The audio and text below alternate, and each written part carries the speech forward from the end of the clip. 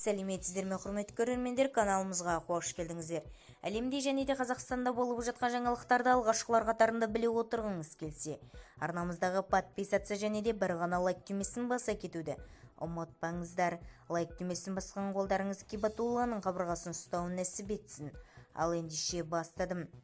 Қазақстан Республикасы әлеуметтік кодексін іске асыру шеңберінде 2023 жылдың 1 шілдесінен бастап азаматтардың жекеленген санаттары үшін мемлекеттік әлеуметтік жәрдемақылардың мөлшері, сондай-ақ мемлекеттік әлеуметтік сақтандыру қорынан еңбекке қабілеттілігінен айырылуы және де асыраушысынан айырылуы жағдайларында бойынша төлемдер 14,5%-ға артылады деп хабарлады Азаттық рухы.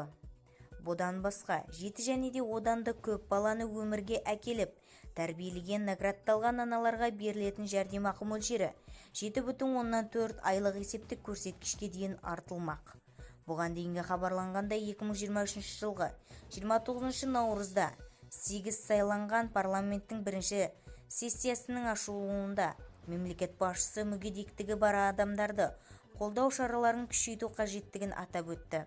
Қазақстан Республикасы әлеуметтік кодекс шеңберінде 2023 жылғы 1 шілдеден бастап мемлекеттік жәрдемақылардың мынадай түрлерінің мөлшерінде орта есеппен 14,5%-ға арттыру көзделген.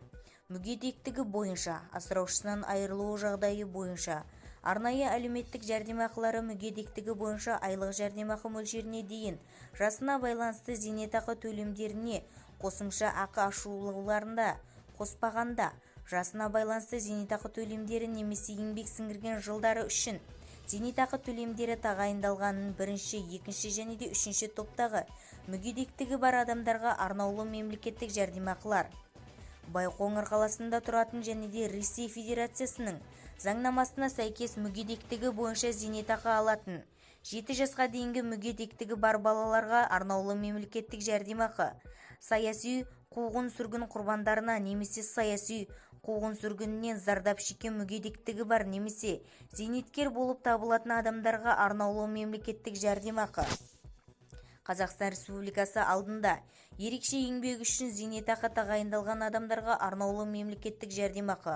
Осылайша, жоғарыда аталған жәрдемақы түрлері 2022 жылмен салыстырғанда 23%-ға ұлғайту қамтамасыз етілді. Осы мақсаттарға республикалық бюджеттен қосымша 37 миллиард теңге бөлінді. Бұдан басқа 2023 жылғы 1 шілдеден бастап мемлекеттік жәрдемақыларды 14,5%-ға арттыру көзделген. Бірінші топтағы мүгедектігі бар адамдарды күтіп жасайтын адамға, мүгедектігі бар баланы тәрбиелеп отырған анасына немесе әкесіне, асырап алушыға, қорғаншыға. Бүгінгі таңда бұл жәрдемақылардың мөлшері 1,4, ең төменгі күнкөріс деңгейі немесе 2023 жылдың 56.794 теңгені құрайды. Әлеуметтік кодекс күшіне енген кезде жәрдемақы мөлшері 2023 жылдың 1,61, ең төменгі күнкөріс деңгейіне немесе 65.313 теңгеге дейін артады. Осы мақсаттарға республикалық бюджеттен қосымша 6,4 миллиард теңге бөлінді. Әлеуметтік кодексте сондай-ақ алтын алқасымен наградталған немесе бұрын батыр ана атағын алған, бірінші және де екінші дәрежелі ана даңқы ордерімен наградталған әйелдерге төленетін жәрдемақы мөлшерін саралау көзделеді.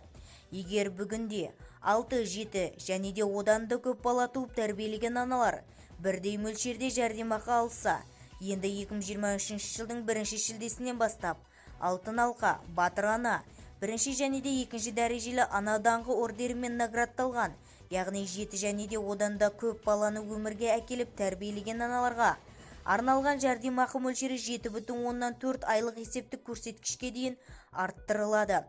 Сондай-ақ, осы жылдың 1 шілдесінен бастап мемлекеттік әлеуметтік сақтандыру қорынан төленетін еңбек қабілеттілігінен айырылуы және асыраушысынан айырылуы жағдайлары бойынша әлеуметтік төлемдер мөлшері 14,5%-ға арттыру жүргізілетін болады. Төлемдердің мөлшері жеке және де мыналарға байланысты. Соңғы 2 жылдығы МСқ-ға әлеуметтік аударымдары жүргізілген орташа айлық табысы, еңбекке қабілеттілігінен айырылуы коэффициенттері, асырауындағы адамдар саны, міндетті әлеуметтік сақтандыру жүйесіне қатысу өтілімі және де табысты ауыстыруы. Бұл төлемдер республикалық бюджеттен төленетін ұқсас жәрдемақыларға қосымша жүзеге асырылады. Сондай-ақ 2023 жылғы 1 қаңтардан бастап Қазақстан Республикасы үкіметінің шешімімен олардың мөлшері 8,5%-ға ұлғайтады. Жоғарыда көрсетілген жәрдемақылардың мөлшерін арттыру Еңбек және де халықты әлеуметтік қорғау министрлігінің ақпараттық жүйелерінде бар мәліметтер негізінде автоматты түрде жүргізілетін болады. Осыған байланысты алушылардың уәкілетті органдарға қосымша өтініші талап етілмейді. Бізді тамашалауды жалғастырыңыздар және де бір ғана лайк түймесін басып, сау саламатта болыңыздар.